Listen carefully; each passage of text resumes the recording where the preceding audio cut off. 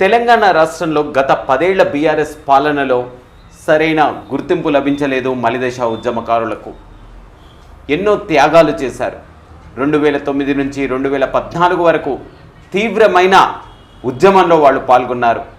ఇళ్లకు దూరంగా, కుటుంబ సభ్యులకు దూరంగా ఎక్కడ దాక్కున్నారో, ఎక్కడ ఉన్నారో, ఎక్కడ ఉద్యమంలో పాల్గొన్నారో, కనీసం వాళ్ళు ఉన్నారా లేరా అనేది కూడా ఒక విధంగా కుటుంబ సభ్యులకు తెలియరాలేదు.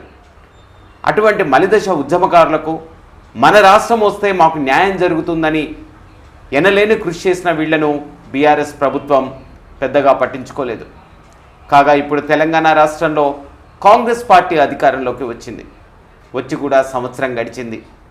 ఎన్నికల వాగ్దానాలలో మలిదశ ఉద్యమకారులకు సరైన న్యాయం చేస్తామనే హామీ ఇచ్చింది. మరి ఇప్పుడు కాంగ్రెస్ పాలనలో మలిదశ ఉద్యమకారుల పరిస్థితి ఏంటి? వారికి స్థితిగతులు ఏంటి? వారిని కాంగ్రెస్ ప్రభుత్వం ఆదుకుంటుందనే ఆశాభావం ఉందా లేదా? మన మలిదశ ఉద్యమకారులు భద్రాద్రి కొత్తగూడెం జిల్లా పాల్వంచకు చెందిన సయ్యద్ రషీద్ గారు మనతో పాటు ఉన్నారు. వారిని మలిదశ ఉద్యమంలో ఇప్పుడు గత బీఆర్ఎస్ ప్రభుత్వం ఏంటి, ఇప్పుడున్న కాంగ్రెస్ ప్రభుత్వం ఏంటి, స్థానిక ఎమ్మెల్యే పరిస్థితి ఏంటి, వారిని అడిగి తెలుసుకుందాం. నమస్తే అండి. నమస్తే. చెప్పండి, ఇప్పుడు మలిదశ ఉద్యమకారులు మీరు తీవ్రమైన పోరాటాలు చేశారు, రాష్ట్రాన్ని సాధించారు. బీఆర్ఎస్ ప్రభుత్వంలో మాకు సరైన న్యాయం జరగలేదని మీరు ఇంతకు ముందు కూడా మన టీవీ 999 ఇంటర్వ్యూలోనే పేర్కొన్నారు. మరి ఇప్పుడు కాంగ్రెస్ ప్రభుత్వం వచ్చాక మీ పరిస్థితి ఏంటి? మీ వాగ్దానాలు ఫలిస్తాయని మీరు అనుకుంటున్నారా? మీకు ఏమన్నా న్యాయం జరుగుతుందని మీరు అనుకుంటున్నారా? ముందుగా టీవీ 999 వారికి ధన్యవాదాలు తెలియజేస్తూ మాలాంటి వాళ్ళ గొంతుని ప్రభుత్వానికి ప్రజల మధ్యలో తీసుకెళ్తున్నందుకు ధన్యవాదాలు తెలియజేస్తున్నాం. ఇట్లనే మీరన్న మాటల్లో నిజంగా తెలంగాణ ఉద్యమంలో అలిపెరగని పోరాటం చేసినాం. తెలంగాణ సాధనే మా జయంగా మేము తెలంగాణ ఉద్యమంలో పాల్గొని తెలంగాణ చింతించిన తర్వాత మా తెలంగాణ ఉద్యమకారులకు, తెలంగాణ ప్రజలందరికీ మా తెలంగాణ ఉద్యమకారుల త్యాగాలు తెలంగాణ పౌర సమాజానికి, తెలంగాణ రైతాంగానికి, తెలంగాణ విద్యార్థులకి ఉపయోగపడుతుంది అనుకున్నాం. కానీ మాకు ఉపయోగపడుతుంది, మా పిల్లలకు ఉపయోగపడుతుంది. తెలంగాణ వచ్చిన తర్వాత మన అందరం సుఖంగా ఉంటామనే ఆలోచనతో తెలంగాణ ఉద్యమంలో అలిపెరగని పోరాటం చేశాం. కానీ మాకు అవేమీ దక్కకపోగా శ్రీమంతులైన ఏదైతే తెలంగాణ మిగులు బడ్జెట్గా ఉన్న తెలంగాణని అప్పులపాలు తెలంగాణగా చేసిపోయిన కేసీఆర్ మమ్మల్ని పట్టించుకోకపోగా ఆయన ఆగమై మమ్మల్ని ఆగం చేసిండు తెలంగాణ ఉద్యమకారులని.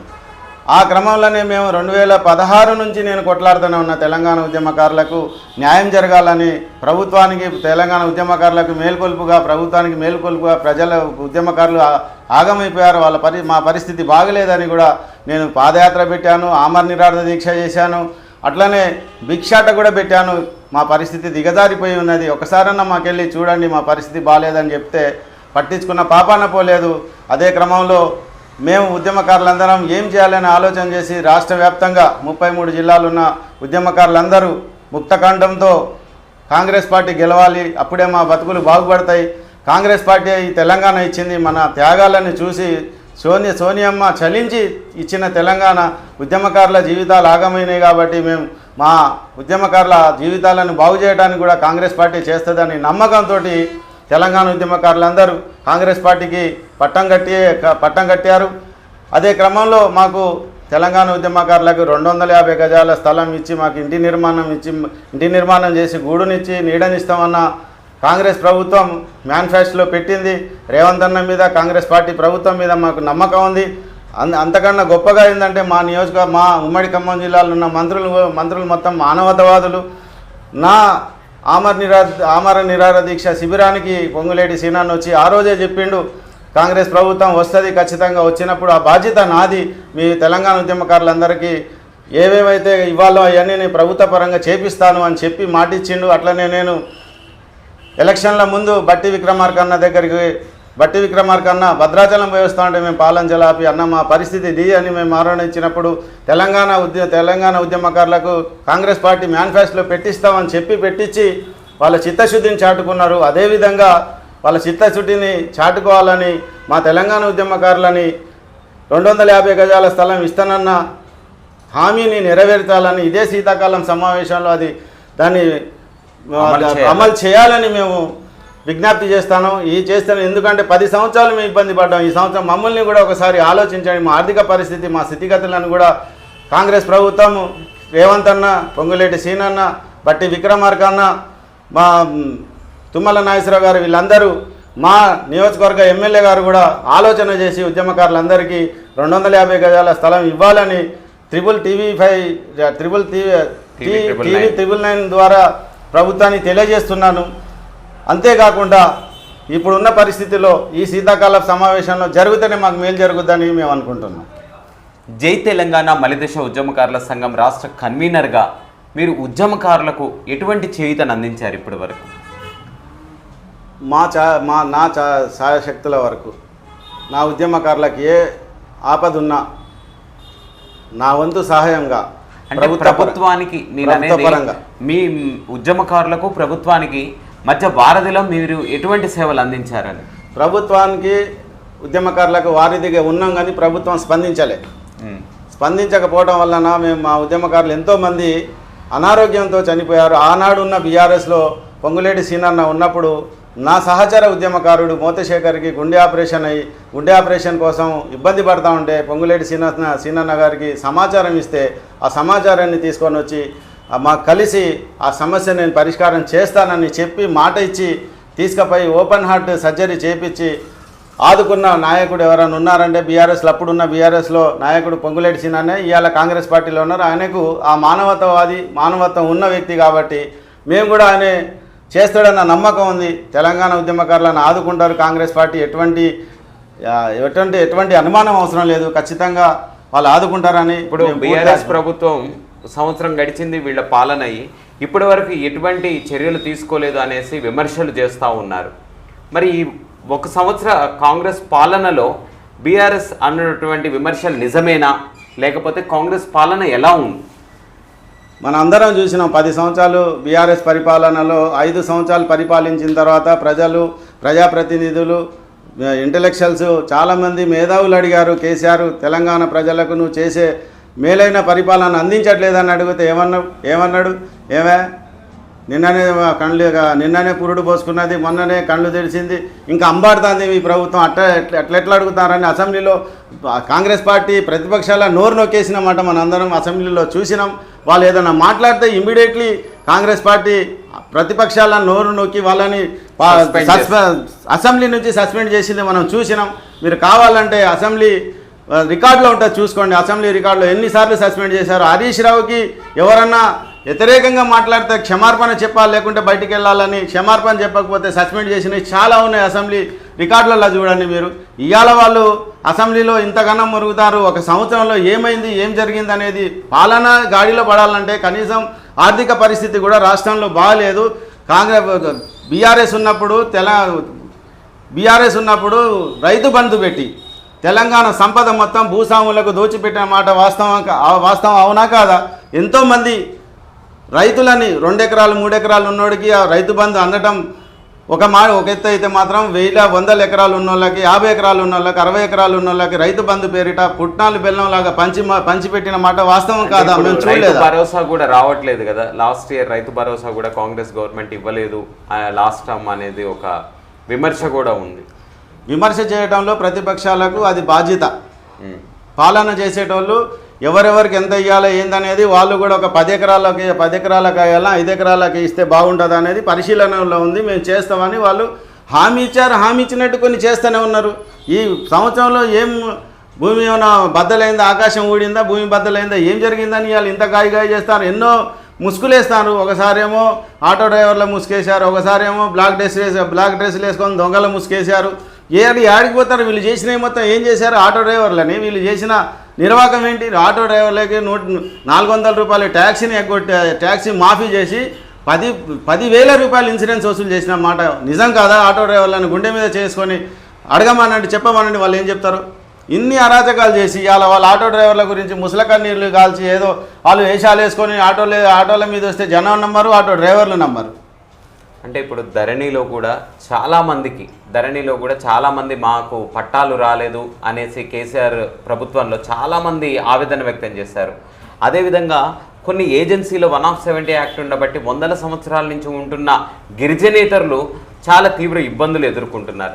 మరి కాంగ్రెస్ ప్రభుత్వంలో ఇవన్నీ కూడా సమస్యలు సాల్వ్ అవుతాయని మీరు అనుకుంటున్నారు?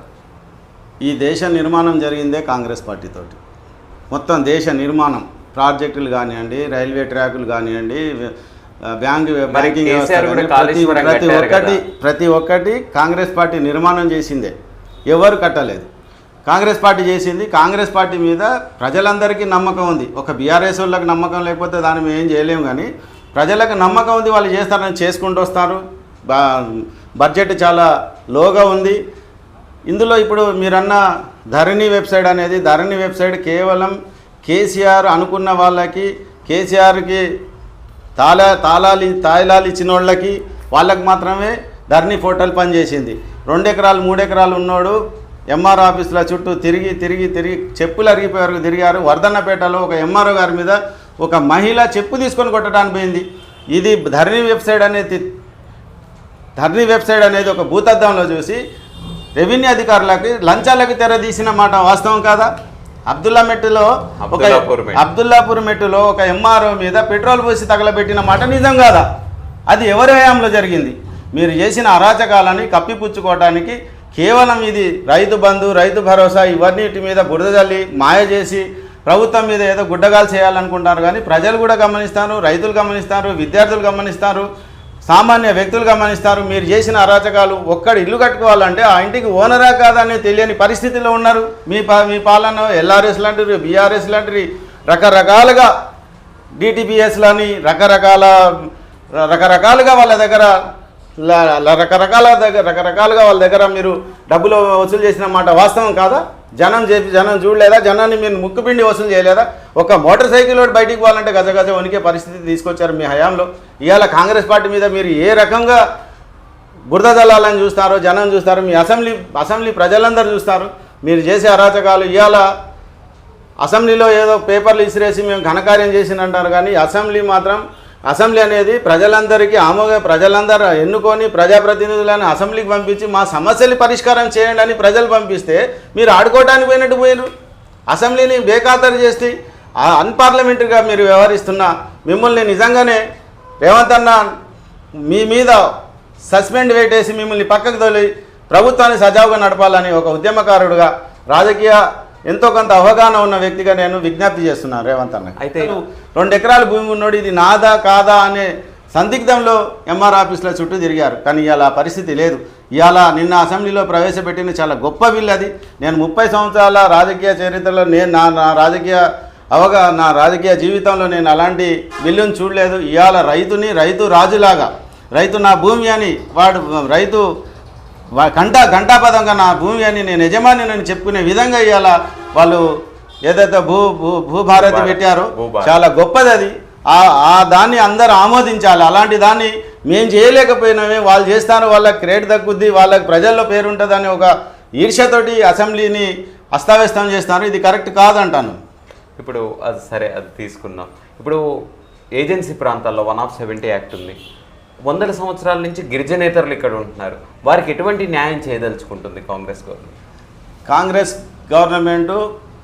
గిరిజన నేతలకు కూడా ఎక్కడైతే ఏజెన్సీ ఏరియాలో ఉన్నారో వాళ్ళకి, వాళ్ళ భూములకి వాళ్ళకి పట్టా చేసి వాళ్ళకి ఇవ్వాలనే ఒక ఆలోచన కూడా చేస్తుంది. అది దాంట్లో మార్పులు చేర్పులు చేస్తాను. మేధావులతోటి మేము చర్చిస్తామని పొంగులేటి సీనన్న ఎవరైతే వ్యవసాయ శాఖ మంత్రి ఉన్నారో వాళ్ళు మొత్తం పరిశీలన చేస్తారు. ఎందుకు ఇది మాత్రం ఎప్పుడో దీర్ఘకాలికమైన సమస్య. ఇది ఎప్పటి నుంచో గిరిజన నేతలు ఏజెన్సీ ఏరియాల నుంచి చాలా ఇబ్బందులు పడతారు. దీన్ని మా తరపు నుంచి కూడా కాంగ్రెస్ ప్రభుత్వానికి దీనికి ఎట్లా చేస్తే సొల్యూషన్ వస్తుందో ఆ రకంగా సొల్యూషన్ తీసుకొని ఏజెన్సీ ఏరియాలో ఉన్న గిరిజన నేతలను కూడా ఆదుకోవాలని మీ టీవీ ద్వారా కాంగ్రెస్ ప్రభుత్వాన్ని విజ్ఞప్తి చేస్తున్నాను. అయితే మీ ఎమ్మెల్యే తీసుకుంటే కొత్తగూడెం శాసనసభ్యులు సిపిఐ పార్టీ నుంచి కూనంనేని సాంబశివరావు గారు ఉన్నారు. మీకు ఎటువంటి ఆయన నుంచి లబ్ధి పొందారు? ఇప్పుడు వరకు పాలన జరిగింది ఒకటి, కూనంనేని గారు సిపిఐ నుంచి వచ్చిన తర్వాత జరిగిన మార్పు ఏంటి, అభివృద్ధి ఏంటి? చాలా మంచి ప్రశ్న ఇది. కూనంనేని గారు ఒక ప్రజాప్రతినిధి, ఏ రకంగా ప్రజలకు జవాబుదారీతనంగా ఉంటారో జవాబుదారీతనంగా పరిపాలన నడుస్తుంది కొత్తగూడెంలో. అతి సామాన్యుడికి సమస్య ఉంది అంటే ఆ సమస్య పరిష్కారాన్ని అప్పటికప్పుడే జరుగుతుంది. ఒకవేళ ఎవరికైనా ఆరోగ్యపరంగా హాస్పిటల్కి పోవటం కానీ, సీఎం రిలీఫ్ ఫండ్ కానివ్వండి, రోడ్లు కానివ్వండి, ఇండ్ల స్థలాల గురించి కానివ్వండి, ప్రతి విద్య గురించి, వైద్యం గురించి ఇప్పటివరకు ఎవ్వరు కూడా చేయని పని నేను చేస్తాను. నేను 30 సంవత్సరాల రాజకీయాలలో ఉన్నా, నేను కూనంనేని సాంబశివరావు ఎమ్మెల్యే లాంటి నేను చూడలేదు. నియోజకవర్గం నుంచి శాసనసభకు పోయి ఏకైక వ్యక్తి మా సమస్యలు అసెంబ్లీలో సమయం తీసుకొని ప్రస్తావించడం అనేది చాలా గొప్ప. ఎవరు కూడా చేయరు. ఎటువంటి సమస్యల్ని ప్రస్తావించారు? చాలా గొప్ప సమస్యలు ప్రస్తావించారు. మా పాలంచ పట్టణంలో గత 20 సంవత్సరాల నుంచి మున్సిపాలిటీ లేకపోవడం వలన మున్సిపాలిటీ ఎక్కడికక్కడ అస్తావ్యస్తంగా ఉండి రాజరిక వ్యవస్థ నడిచింది. గత ప్రభుత్వంలో గత ఎమ్మెల్యేలు ఎవరు కూడా పట్టించుకోలేదు.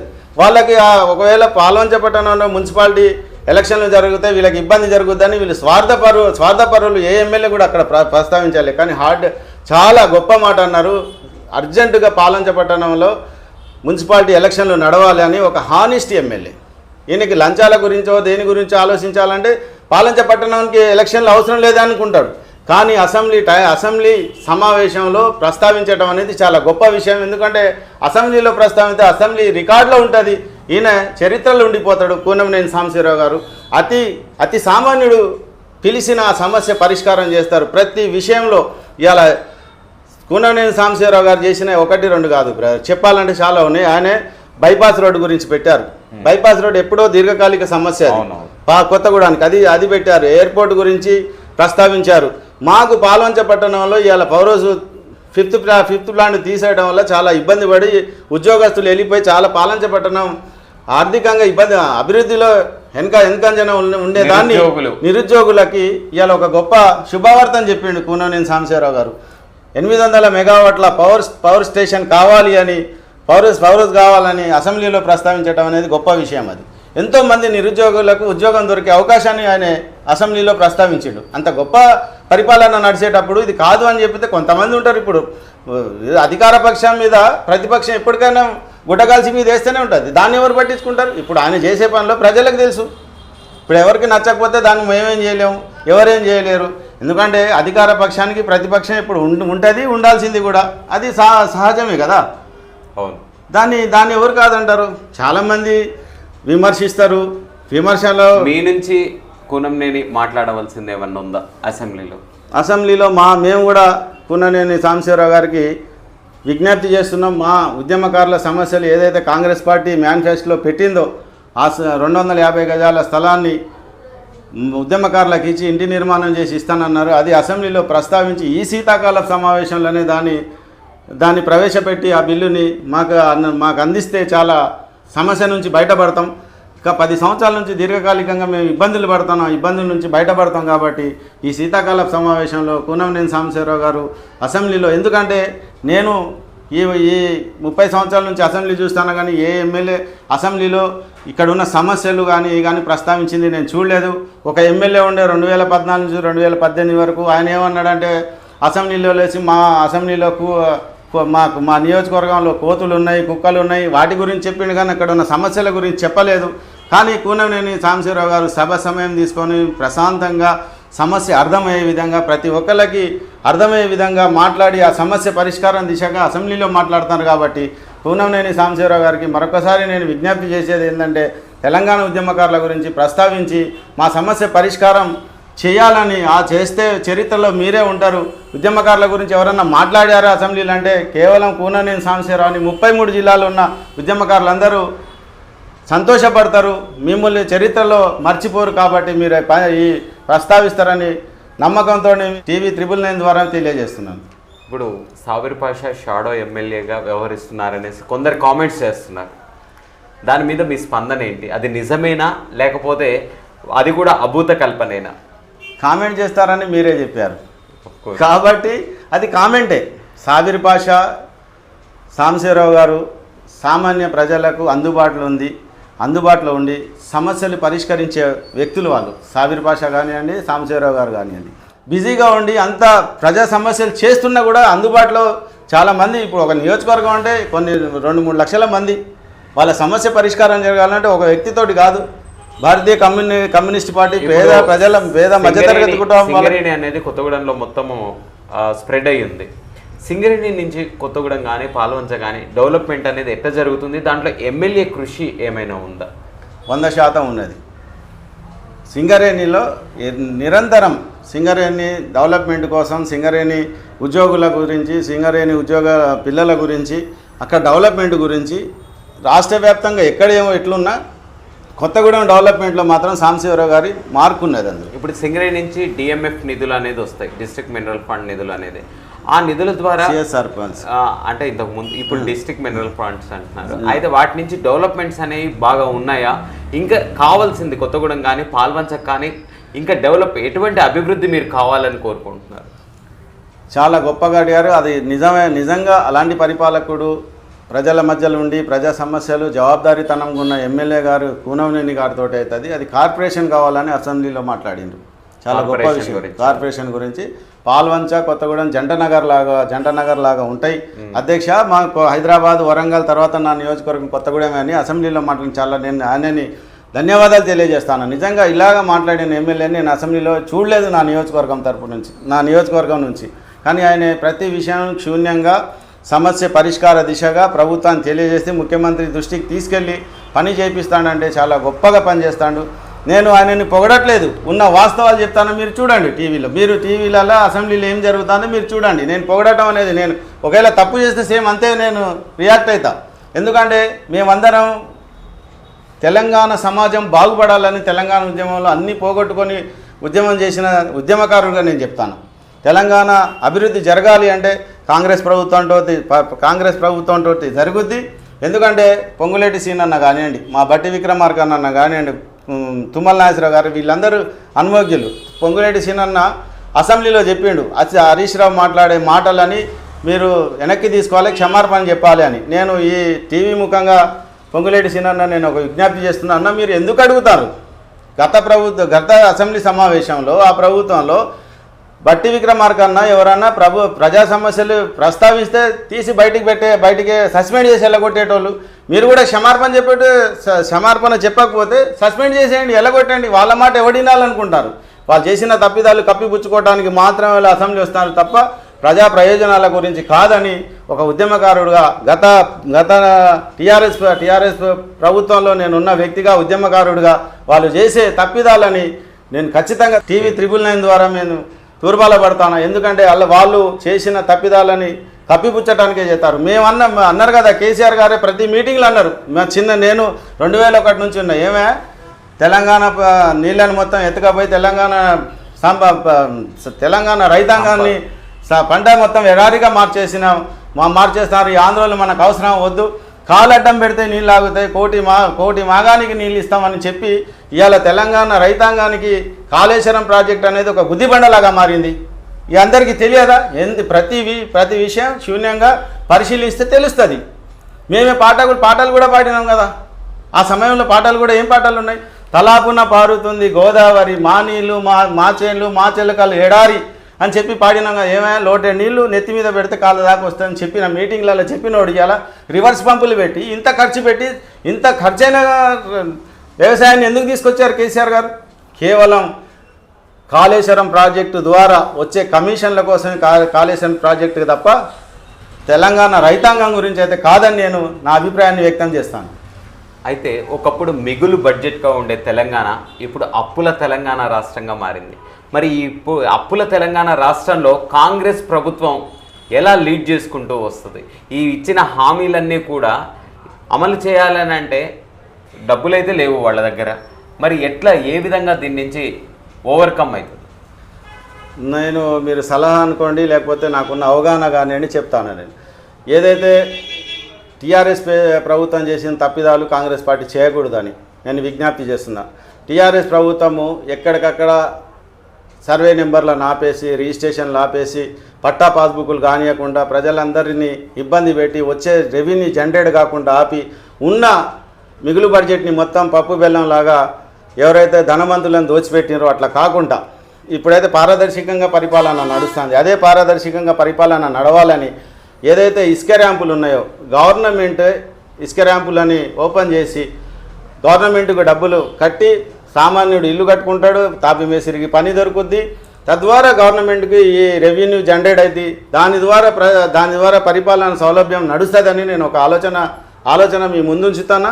ఇంకొకటి ఏంటంటే, గత ప్రభుత్వంలో ఏదైతే అవినీతికి పాల్పడి లక్షల కోట్లు సంపాదించుకొని ఏదైతే మూలుగుతున్నారో వాళ్ళ మీద ఈడీ దాడులు, సిబిఐ విచారణ చేసి ప్రభుత్వ ధనాన్ని వాపసు తీసుకురావాలని కాంగ్రెస్ ప్రభుత్వాన్ని, రేవంత్ అన్నని విజ్ఞప్తి చేస్తున్నా.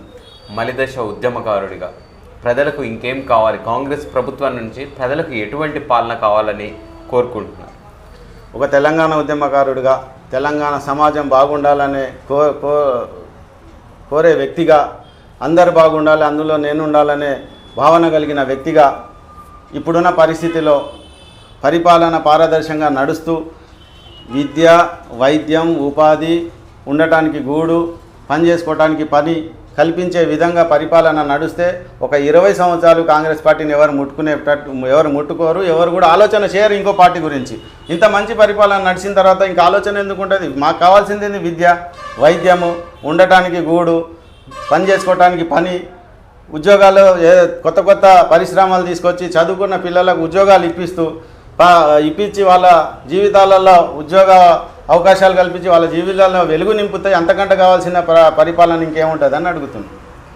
ఆర్థిక పరిపుష్టి, విద్య, వైద్యం ప్రజలకు అందాలని, అదేవిధంగా మలిదశ ఉద్యమకారులకు వారిచ్చిన హామీలను కాంగ్రెస్ గవర్నమెంట్ ఎలక్షన్లప్పుడు ఇచ్చిన హామీలను నెరవేరుస్తూ అందరినీ సుభిక్షంగా పాలన సాగించాలని మన మలిదశ ఉద్యమకారులు సయ్యద్ రషీద్ కోరుకుంటున్నారు.